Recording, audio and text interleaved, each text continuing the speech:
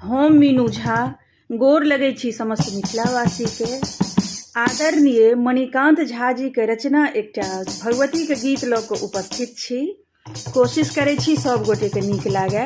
धन्यवाद। जय मिथिला, जय मैथिली। दुर्गा दुर्गति नाश करै छी, महिमा गम अपार। दुर्गा दुर्गति नाश करै छी, महिमा गम अपार। एहि बेर अबियौ गज पर भेल सवार। एहि बेर अबियौ गज पर भेल सवार। चतुर्भुजी माँ अष्टभुजी त्रिशूलधारी, केहनो दानव सोझा हो पल में मारी। माँ चतुर्भुजी माँ अष्टभुजी त्रिशूलधारी, केहनो दानव सोझा हो पल में मारी। महिषासुर के वध केने छी, जान रहल संसार। एहि बेर अबियौ गज पर भेल सवार। एहि बेर अबियौ गज पर भेल सवार। शुंभ निशुंभक मर्दन माँ अपने कैलौं, गर्दन छोपल खप्पर में सोनित पीलौं।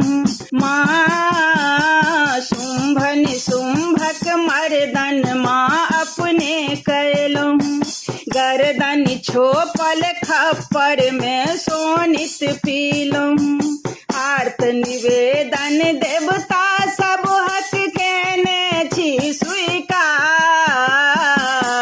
एहि बेर अबियौ गज पर भेल सवार। एहि बेर अबियौ गज पर भेल सवार।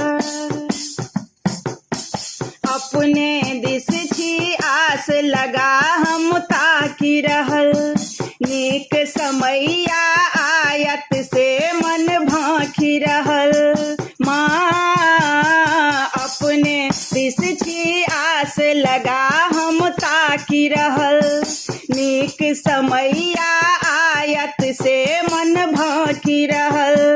मणिकांतक विनती पर जननी करबै अहाँ विचार।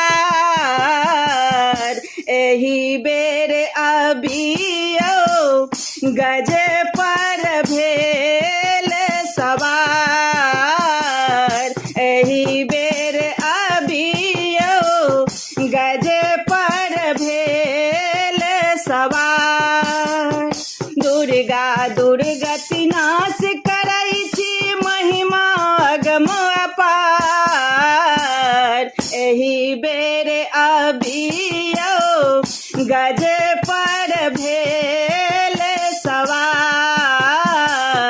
एहि बेर अबियौ गज पर भेल